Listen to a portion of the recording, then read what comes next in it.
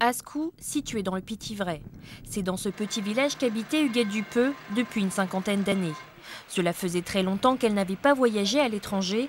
Cette année, elle avait décidé d'embarquer pour une croisière avec sa fille et quelques amis.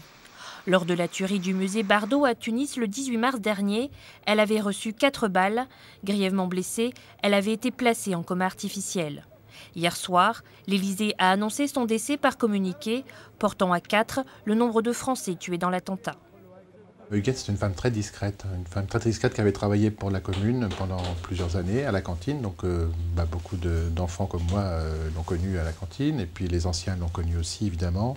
Son mari était transporteur, donc ils avaient une vie dans la commune. Et voilà, quelqu'un de très discrète. Ce matin au bureau de vote, oui, je l'ai appris à plusieurs personnes qui savaient qu'elle était hospitalisée, parce que ça évidemment, ça avait fait le tour du village, qu'elle avait été victime de cet attentat. Et donc là, ce matin, oui, effectivement, tous les anciens parlent de ça, de cette disparition. Au-delà de son rôle de mère, Marc Godet entretenait des liens très forts d'amitié avec Huguette Dupeux. Huguette et son mari et mes parents étaient liés, c'était des amis, donc on partait en vacances il y a très longtemps, il y a une trentaine d'années, on partait souvent en vacances ensemble.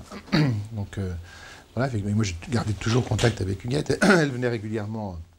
Dès qu'elle avait un souci, elle venait me voir à la mairie. Bon, ça, après, c'était le rôle de mère, mais le rôle aussi d'ami. Voilà, donc c'est compliqué. La dépouille d'Huguette Dupeux devrait être rapatriée en France en début de semaine prochaine.